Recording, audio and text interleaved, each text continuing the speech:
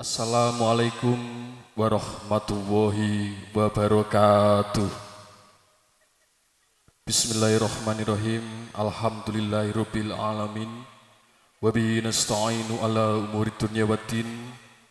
Wassalatu wassalamu ala asyrafil anbiya'i wa imamil mursalin Sayyidina wa maulana Muhammadin wa ala alihi wa ashabihi ajmain. Amin amin amin amma ba'du. Ingkang dawuh pinanggung pakurmatan para sepuh bini sepuh tuwin aji sepuh para alim ulama ingkang syang pantoro ratri tansah nyanding kitab suci wahyuning ilahi. Dhateng kata lumpen para pangemban pangembating praja miwah satriyaning negari ingkang mapan wonten latah Duda Awu Kembang Kabupaten Jepara. Ugi atur pakurmatan kagem Bapak petugas saking kantor urusan agama Kecamatan Kembang. Salajengipun hangaturaken matur gunging panengan tanpa upami ingkang minangka pakurmatan ingkang hamengku gati nunggih panjenipun Bapak Yatin dalah Ibu Nuryati. Ugi atur pakurmatan kagem keluarga agung saking ponang temanten kakung nunggih saking keluarga agung Bopo Sulianto dalah Ibu Suhermiati. Para sanak kadang mitra karo tangga tepalih ugi dhateng kata lumpen para pangobyonging temanten kakung sumawana putri ingkang tansah kawula tresnani. Angga sepisan semoga kita sedaya caos rasa syukur wonten ngarsanipun Allah Subhanahu wa taala ingkang sampun paring pinten-pinten kanikmatan rahmat taufik hidayah sarta inayahipun sehingga kita sedaya saged makempal wonten dalemipun Bapak Yatin dalah Ibu Nuryati saperlu hanekseni winisudan agung calon ponang temanten sarimbit nuninggih Nimas Ayu Sinta Dwi Puspitasari Sarjana Manajemen dalah Roko Mas Heri Kuncoro Sarjana Ekonomi. Salawat masalam mugitan sakun jatur dumateng junjungan kita Baginda Rasulillah Muhammad sallallahu alaihi wasallam kanthi wausan Allahumma sholli ala sayyidina wa maulana Muhammad. Mugi-mugi kita sedaya benjang wonten ing yaumil kita kiamah kadaku dados umatipun lan pikantuk syafaatipun nuninggih syafaatul uzma. Amin amin amin ya rabbal alamin. Para bapak miwah ibu ingkang tansah sinuba tuwin sinukarta ugi para pangobyonging temanten kakung sumawana putri keparenga samangke kula ingkang kapatah minangka dados pambiyawara Panotocara badhe hamaosaken rantamaning adicara ingkang badhe lumampah wonten ing enjang dumugi siang samangke. Angga sepisan nuninggih pambuka ingkang kalih nuninggih qiraatul Quran, angga 3 prosesi akdun nikah, angga sekawan kirab panggih ponang temanten, salajengipun angga gangsal nuninggih istirahat. Angka 6 pambagya herjo utawi sambutan, angka 7 simbolis seserahan, kalajengaken doa panutup lan ingkang wekasan inggih menika sesi foto-foto. Magayatun kaliyan dicara ingkang angka pisan nggih pambuka nggih sumangga kita sedaya buka adicara pawiyahan calon ponang temanten nggih Nimas Ayu Sinta Dwi Puspitasari dalah Ananda Heri Kuncoro kanthi waosan suratul Fatihah sesarengan. Mugi-mugi rantamaning adicara wiwit purwa madya nganti usana mugi tansah pinaringan gancar nir ing rubida kalis ing sambikala. Semoga kawula dherekaken ala hadiniyah Al-Fatihah.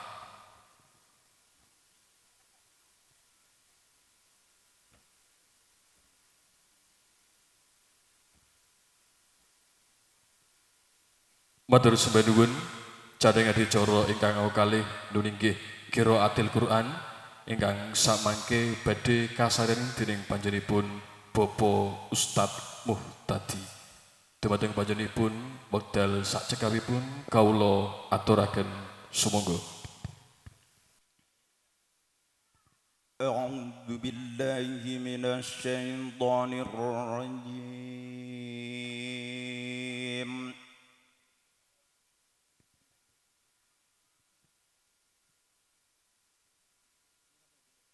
Bismillahirrahmanirrahim.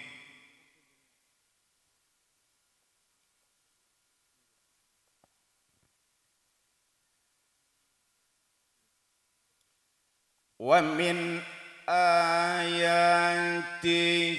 an khalaqakum min turab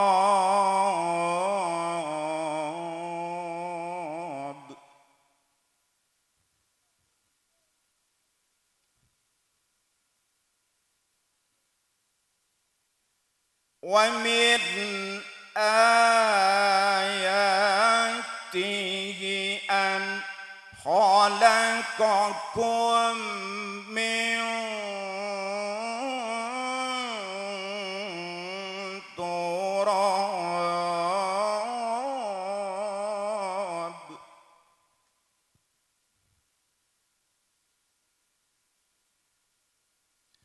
min turabin thumma idza antum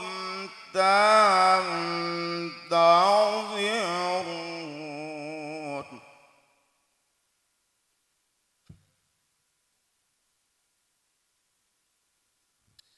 من تراب ثم إذا أنتم بشر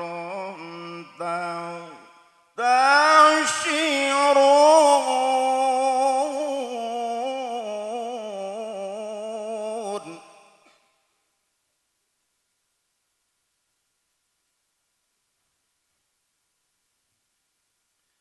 ومن آياته أن خلق لكم من أنفسكم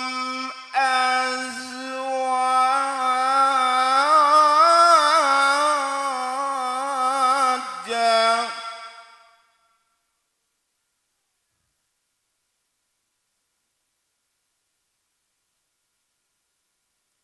من أنفسكم أزواجا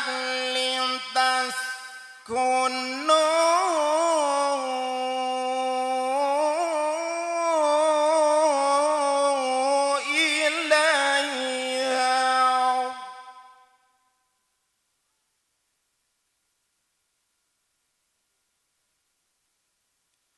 وجعل بينكم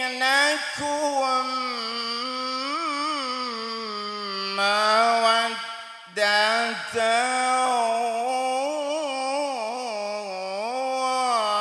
ورحمة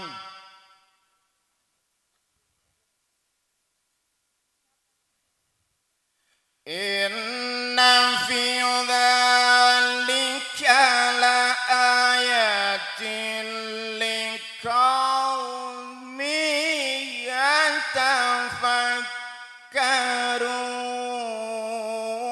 يتفكرون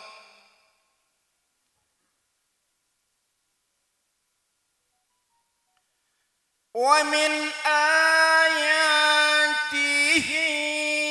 خلق السماوات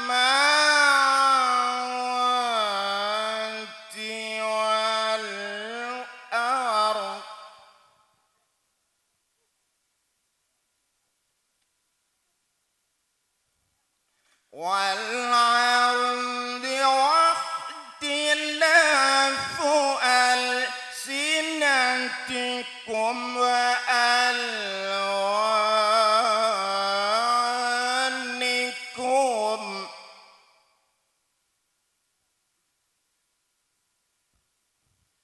إن في ذلك لآيات للعالمين ومن آياته معرفتكم بالليل والنهار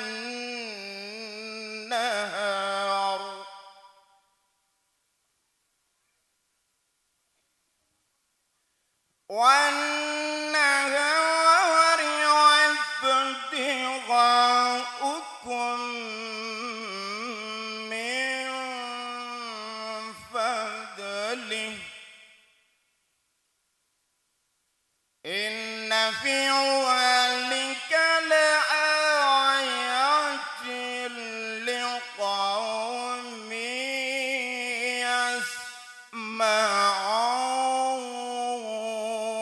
يسمعون إن في ذلك لآيات لقوم يسمعون صدق الله العظيم ثم السلام عليكم ورحمة الله وبركاته. Waalaikumsalam warahmatullahi wabarakatuh. Katuraken matur guing panengan tanpa upami kagem Bapak Ustadz Mutadi. Mugi-mugi waosan ayat suci Al-Qur'an kula wau estu-estu saged berkahi dumateng kita sedaya, langkung-langkung berkahi dhateng calon punang temanten kekalih. Para baba miwah ibu miwah sanggihaning para pangombyoning temanten kakung sumawana putri. Wa sing adicara ingkang angka 3 nunggih prosesi akdun nikah ingkang samangke kaperang dados 3 nunggih khutbah nikah ijab kabul singgo taklek ugi katutup kalian doa ingkang samangke badhe kapimpin dumateng panjenipun Bapak petugas saking kantor urusan agama Kecamatan Kembang. Wekdal sakcekapipun kawula aturaken sumangga. Bismillahirrahmanirrahim. Assalamualaikum warahmatullahi wabarakatuh. Alhamdulillah. Alhamdulillahilladzi khalaqa minal ma'i basharan faj'alahu nasaban wa sihran wa kana rabbuka qadiran. خلق آدم ثم خلق زوجه حواء من ذلء من أذلاعه اليسرى فلما سكن إليها قالت الملائكة مه يا آدم حدد عدي لها مهرا قال وما مهرها قالوا أن تصلي على محمد خاتم النبيين وإمام المرسلين فوفى المهر خطب الأمين جبريل عليه السلام وشهد إسرافيل وميكائيل وبعض المقربين بدار السلام فزوجا له على ذلك الملك القدوس السلام فصار ذلك السنة على الأداق بالسنين والأعوام أحمده أنه خلق لكم من أنفسكم أزواجا لتسكنوا إليها وجعل بينكم مودة ورحمة واشكره أن جعلكم شعوبا وقبائل بالتناسل الذي هو أصل كل نعمة أشهد أن لا إله إلا الله مبدي نظام العالم يعلم الحكمة لا إله إلا هو تبارك الله رب العالمين وأشهد أن سيدنا محمد رسول الله حبيب الرحمن ومجتباه القائل حبب إلي من دنياكم النساء والطيب وعجلا كرة عيني في الصلاة. وقال صلى الله عليه وسلم يا معشر الشباب من استطاع منكم الباءة فليتزوج فإنه أغض للبصر وأحسن للفرج فإن لم يستطع فعليه بالصوم. فطوبى لمن أقر بذلك عين رسول الله صلى الله عليه وسلم وآله وصحبه والتابعين. أما بعد، فإن النكاح من السنن المرهوبة التي عليها مدار الاستقامة، إذ من تزوج فقد كمل نصف دينه، كما أخبر بذلك الحبيب المبعوث من دهامة. وقال صلى الله عليه وسلم تناكحوا تناسلوا فإني مباهم بكم الأمم يوم القيامة. وقد حث عليه المنان بقوله تبارك وتعالى وأنكحوا الأيام منكم الصالحين من عبادكم وإمائكم إن يكونوا فقراء يغنهم الله من فضله والله واسع عليم.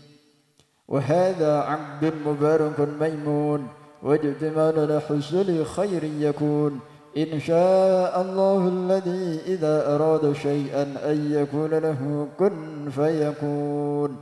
أقول قولي هذا أستغفر الله العظيم لي ولكم ولوالدي ووالديكم ولمشايخي مشايخكم ولسائر المسلمين المسلمات والمؤمنين والمؤمنات الأحياء منهم الأموات فاستغفروه إنه هو الغفور الرحيم. سرم أستغفر الله العظيم الذي لا إله إلا هو الحي القيوم وأتوب إليه. أستغفر الله العظيم الذي لا إله إلا هو الحي القيوم وأتوب إليه. أستغفر الله العظيم الذي لا إله إلا هو الحي القيوم وأتوب إليه. أشهد أن لا إله إلا الله وأشهد أن محمدا رسول الله. أشهد أن لا إله إلا الله وأشهد أن محمدا رسول الله. أشهد أن لا إله إلا الله وأشهد أن محمدا رسول الله صلى الله عليه وسلم.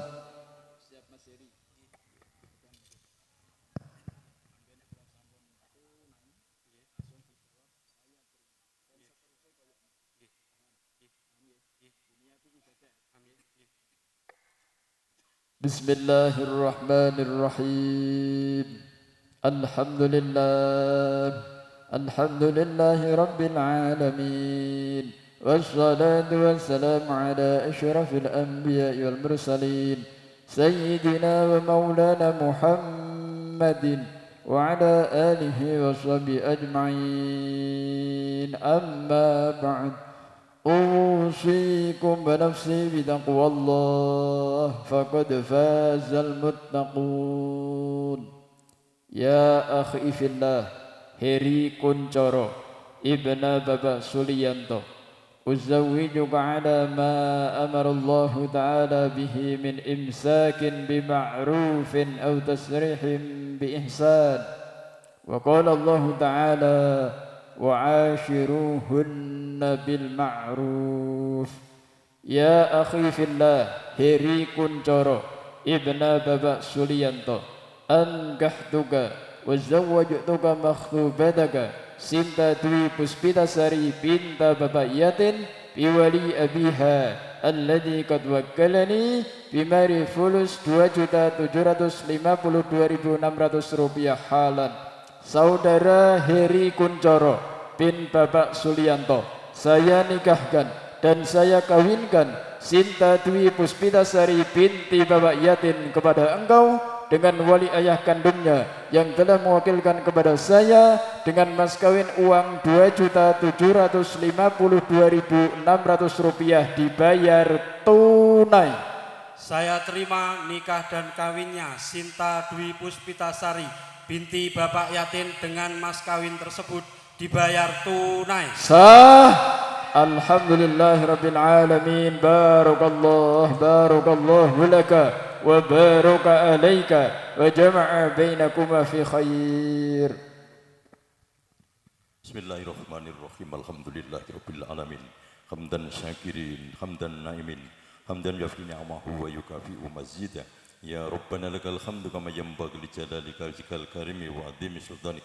Allahumma alif bainahuma kama alafta baina sayyidina Adam wa sayyidatina Hawa wa alif bainahuma kama alafta baina sayyidina Yusuf wa sayyidatina Siti Zulaikha wa alif bainahuma kama alafta baina sayyidina wa maulana Muhammadin sallallahu alaihi wasallam wa sayyidatina Khadijatul Kubra wa alif bainahuma kama alafta bainal ma'i wa thalji wa sallallahu ala sayyidina Muhammad wa ala alihi wa sahbihi wasallam. Rabbana hab lana min azwajina wa dzurriyyatina qurrata a'yun waj'alna lil muttaqina imama. Rabbana atina fid dunya hasanah wa fil akhirati hasanah wa qina adzabannar. Walhamdulillahi rabbil alamin bi barakatil Fatihah. Iyyaka na'budu wa iyyaka nasta'in. Shiratal ladzina an'amta 'alaihim ghairil maghdubi 'alaihim waladdallin.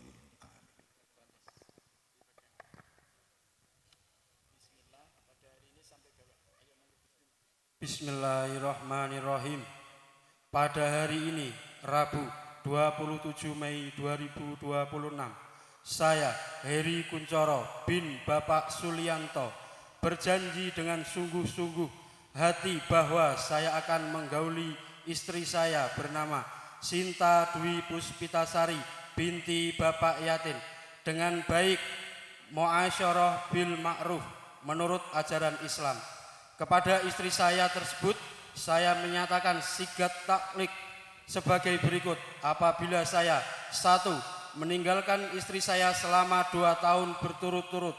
2. Tidak memberi nafkah wajib kepadanya 3 bulan lamanya. 3.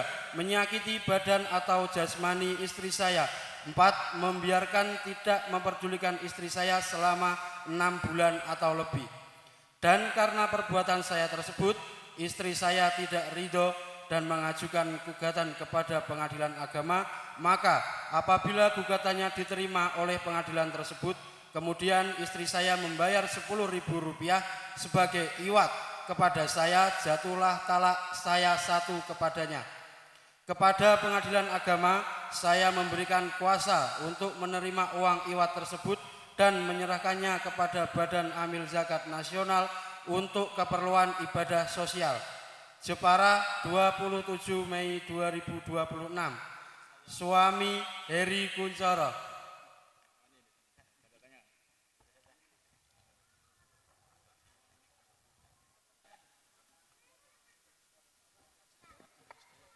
Bapak Ibu jamaah negara rahimakumullah, demikian ucap kabul telah terlaksana. Alhamdulillah bisa dengan lancar. Untuk itu kami dari Kantor Urusan Agama Kecamatan Kembang dengan mengucapkan Bismillahirrahmanirrahim, kami umumkan bahwasanya pada hari ini Rabu 27 Mei 2026 pasangan Heri Kuncoro Sarjana Ekonomi bin Bapak Sulianto dengan Sinta Dwi Puspitasari Sarjana Manajemen binti Bapak Yatin telah sah dan resmi menjadi pasangan suami istri sah menurut ajaran agama Islam dan tercatat di Kantor Urusan Agama Kecamatan Kembang sesuai dengan Undang-Undang Nomor 1 Tahun 1974. Untuk itu sebagai buktinya keduanya kami berikan buku nikahnya.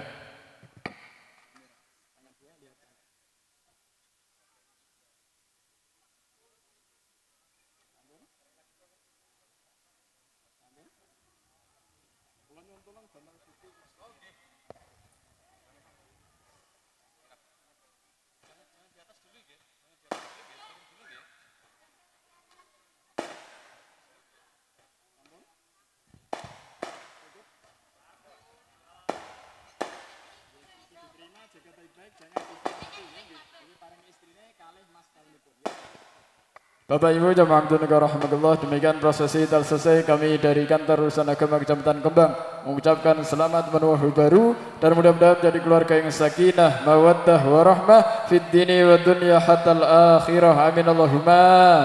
Kami berbanding kurang lebihnya mohon maaf. Wa'alaikum minkum. Assalamualaikum warahmatullahi wabarakatuh. Waalaikumsalam warahmatullahi wabarakatuh. Dumateng panjenenganipun Bapak petugas saking Kantor Urusan Agama Kecamatan Kembang kaaturaken matur gunging panuwun ingkang tanpa upami. Alhamdulillah prosesi akad nikah sakcekapipun Nimas Ayu Sinta Dwi Puspitasari Sarjana Manajemen dalah Roko Mas Heri Kuncoro Sarjana Ekonomi sampun lumampah kanthi ganjar. Mugi-mugi punang temanten sarimbit tansah manggih sakinah mawaddah saadah lan warahmah. Amin amin amin ya rabbal alamin. Para baba miwah ibu miwah sedaya para pangembyong temanten kakung sumawana putri candhang adicara ingkang angka sekawan nulinggih prosesi kirap temanten ingkang samangke badhe kairing kalian Tawang Ibu Pertiwi.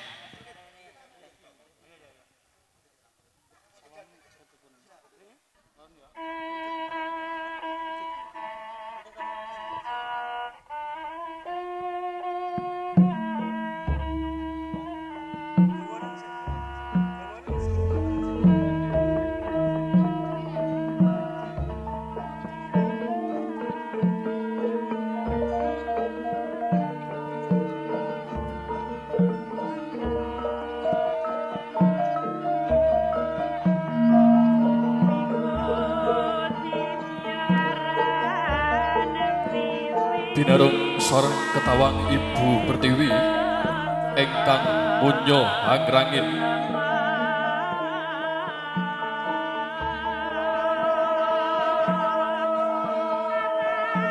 kawis tinggal jenggaring polang temanten putri mijil saking panti busana.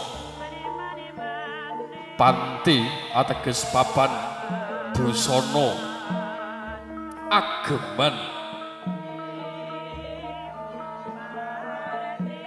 Bijil saking panti busana tumuju ning sasana Rinengga pinajang nuninggih Nimas Ayu Sinta Dwi Puspita Sari.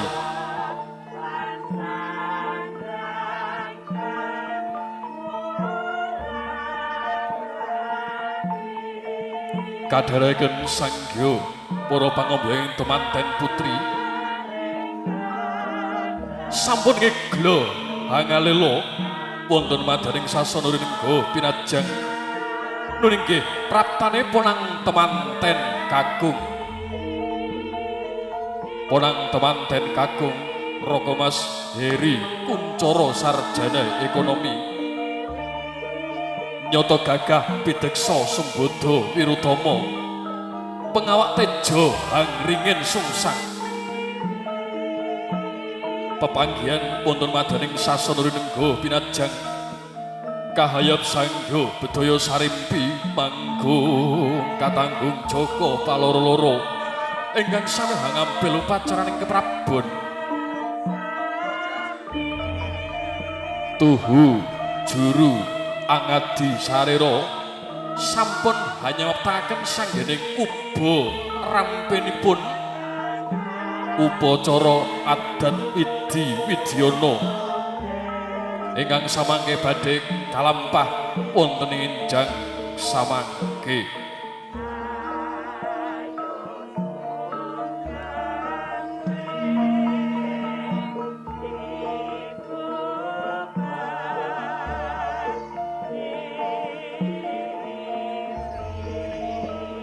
Adicara ingkang pisan inggih ingkang sinebat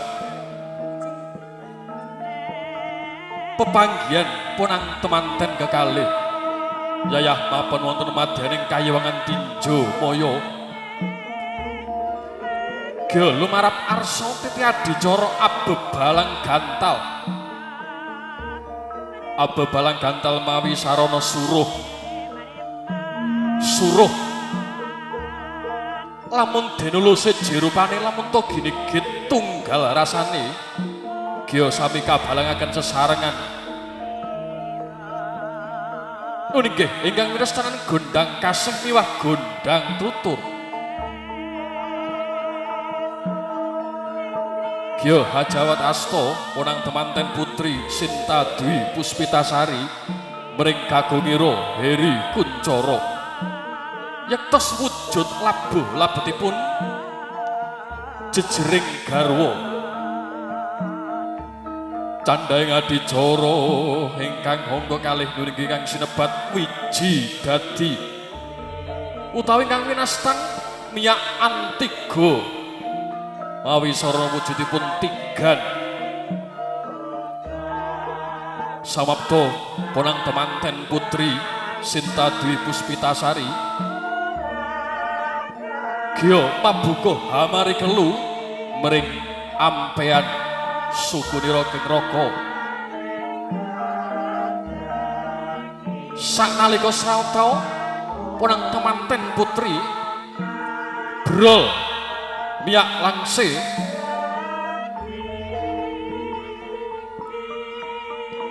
wiji dadi mertandani lamunta jejering ponang temanten putri Sinta Dwi Puspitasari sampun kawengku ingkang garwa nggih Heri Kuncoro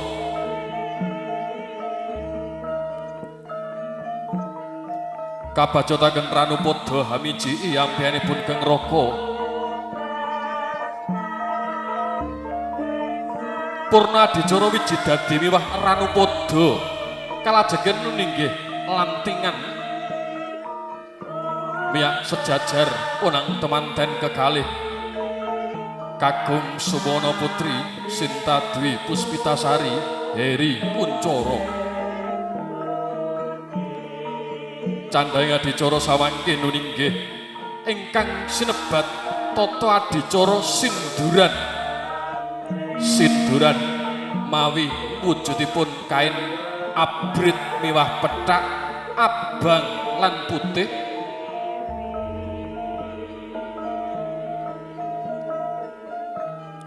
kairit jangan sepuh kekalih nuninggih Bapa Yatin dalah Ibu Nuryati sigra lumampah lon alonan lumampah lon halonan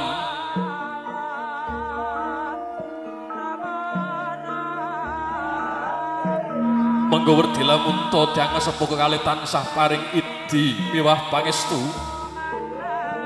dateng ponang temanten kekalih ingkang samangke badhe hanglampahi wujudipun Amangun Wisma Amangun bebrayan agun nyabrang mring samudraning bebrayan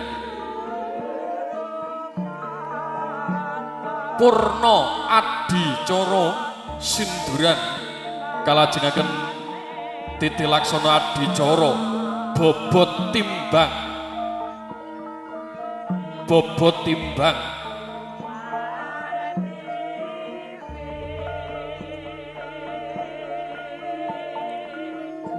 apa to werdine bobot timbang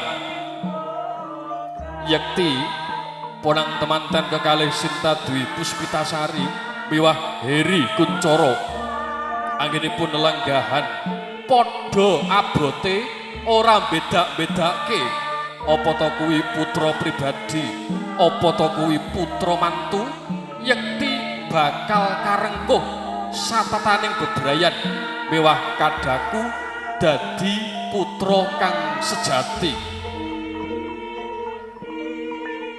dedep didem rebawaning ratri gegodhongan datan obah samirana datan lumampah omong lamot-lamot kabeh rasa saring pradangga ingkang munyo hangrangit purna titi adicara bobot timbang kalajengaken nuninggih tanem jero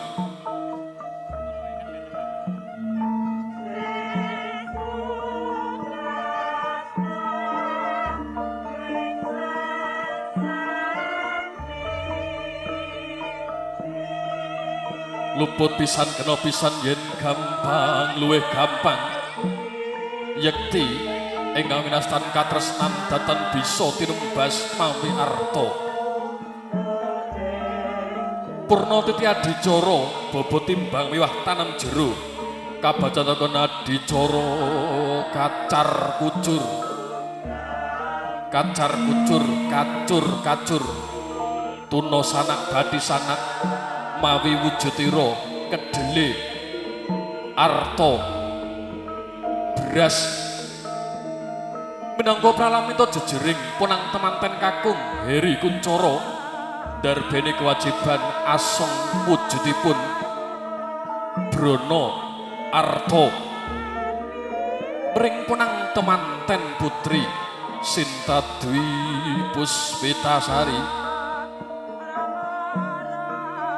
purna adicara kacar kucur kagendel wujudipun cupu maneh Astagina katuraken dhateng ingkang tiyang sepuh kekalih Bapa Yatin dalah Ibu Nuryati ugi ingkang sawapta inggih Bapa Suryanto dalah Ibu Suharmiati Tidung permane pinerbawing Surya Ratri gegodhongan datan obah samirana datan lumampah amung lamat kabar sosani pradangga ingkang munya hangrangin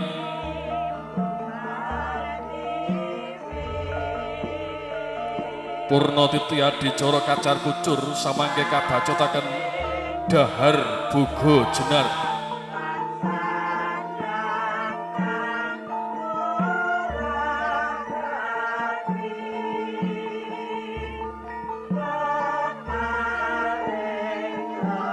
punang temanten kekalih Sinta Dwi Puspitasari miwah Heri Kuncara sami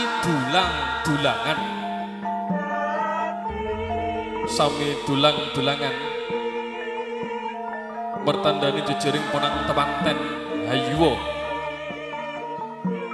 lirwa ing wajiban tansah asma katresnan mringkeng garwa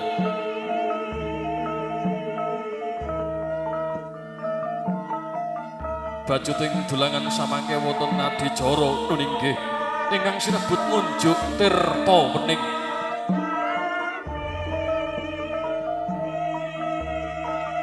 saka langkung endah samangke madyaning kahyiwangan tinja maya-maya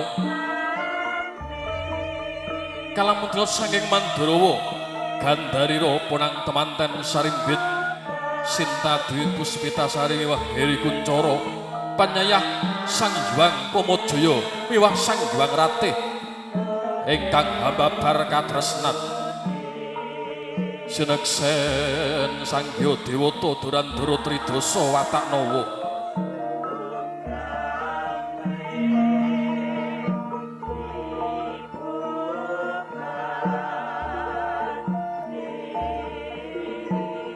dedem merbawani ratri sasadara wis manjer kawuryan tan kujiwa memanise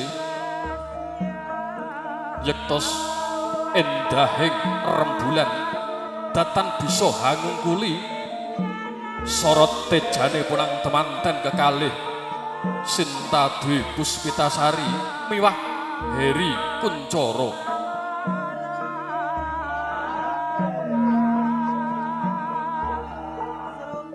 purna titi adicara dahar buga jenar miwah ngunjuk tirta wening kabacotaken nuninggih samangke titi laksana adicara sungkeman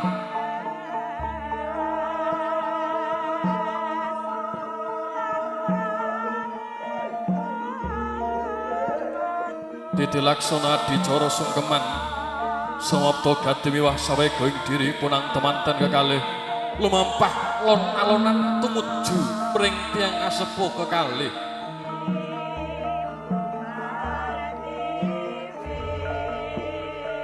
Kiya mabukuh amari kelu yayah konjen kanjumoy bantala muganira punang temanten sarimbit Sinta Dwi Puspitasari dalah Heri Kuncara Kiya adijawat asta nyuwun sagunging sing samudra pangaksami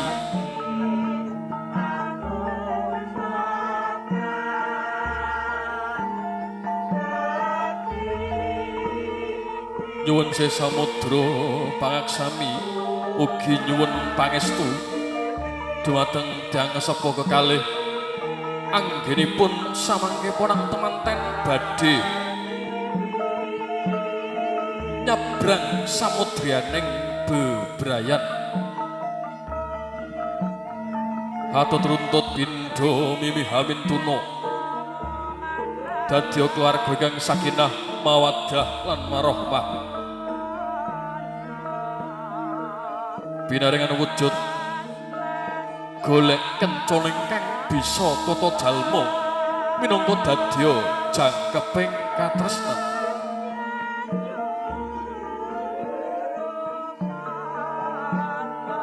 tan samar pamoring sukma sinuksmaya winahya ing asepi sinempen teleng kalbu pambukaning warana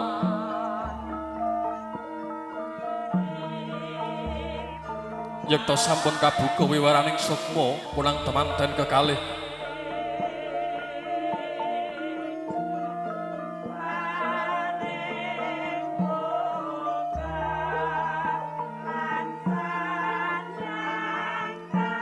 anggen nyuwun idi miwah pangestu amangun bale wisma nyabrang mring samudraning bebrayan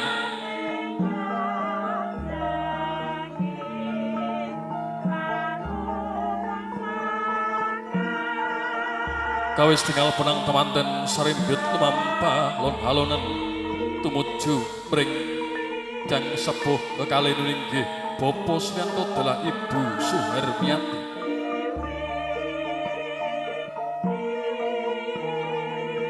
Kia mabukuh hamari kelu eyah konjo ing pantala moganiro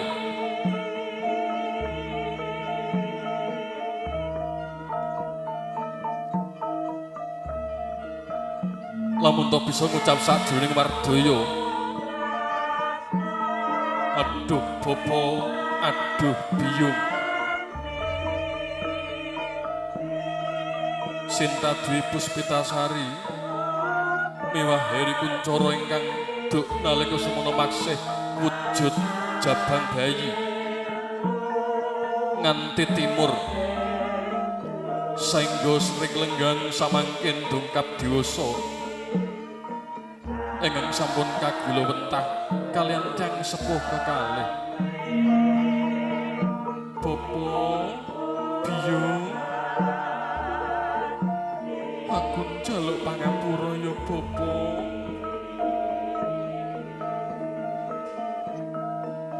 Bapa menawa akeh luputku anggonku tansah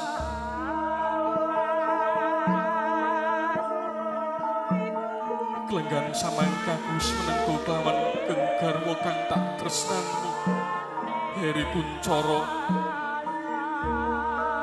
nyuwun pangestu Bapa nyuwun pangestu biyung anggen kawula badhe nglampahi hamangun bale wisma wiwit kelenggan saiki nganti puputing yuswa nyuwun idi miwah nyuwun pangestu Bapa muga-muga gampang nggonku golek sandang kelawan pangan muga-muga aku tansah bisa paring katentreman anggonku bangun omah-omah Bapa biyung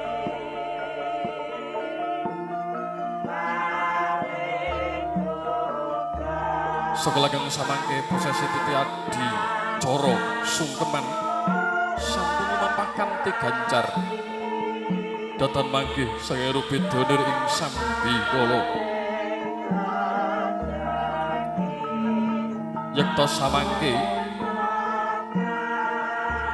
tanggap ing sasmita juru angadi sarira mewah juru angadi busana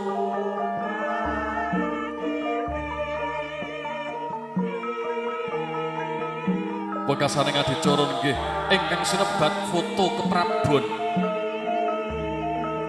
Foto keprabon punang temanten kekalih Sinta Dwi Puspitasari sarjana manajemen dalah Heri Kuncoro sarjana ekonomi.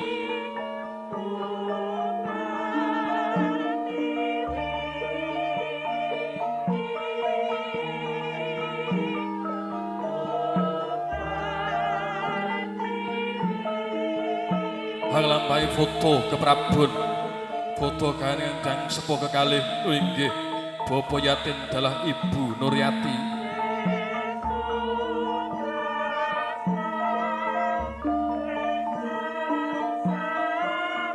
Kalajengaken foto kalian Bapa Sulianto dalah Ibu Suharniati.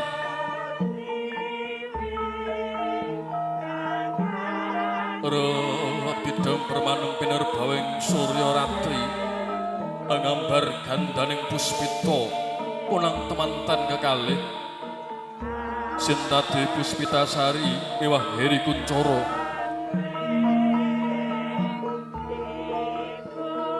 Hanganti gawe kaget kang samya miyarsa.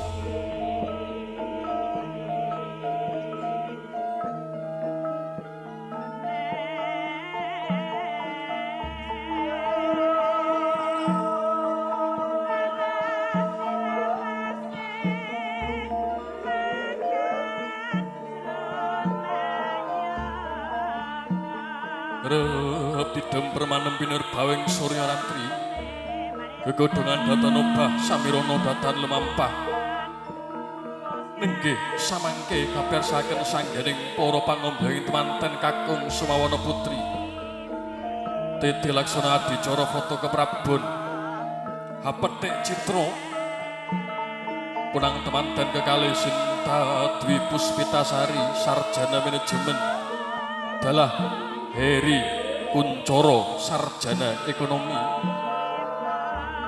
Kadhereken foto kalian punang temanten miwah kairing tiang sepuh kekalih nuninggih panjenipun Bapa Yatin dalah Ibu Nuryati.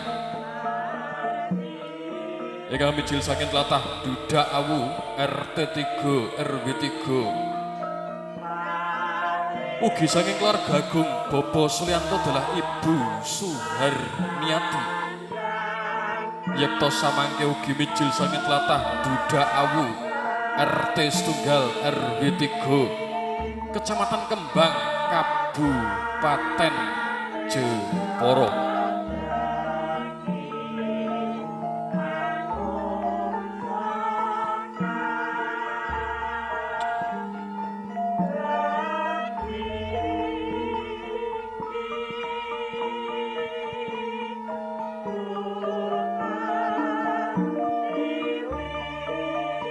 Gegarane wong agrami dudu bondo dudu rupa amung ati kang dadi pawitane luput pisan kena pisan yento gampang luwih gampang yekti tresnane punang temanten sarembit datan bisa tirumbas mawiarta yekti kang hanglambari wujud katresnan kang sejati.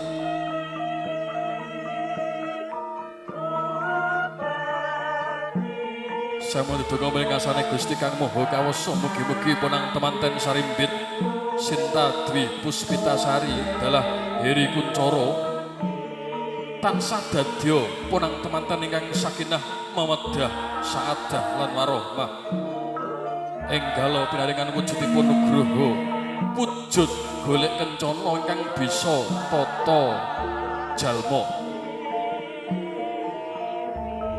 Yento pinaringan putra dadya putra ingkang soleh, pinaringan putri dadya putri ingkang solehah.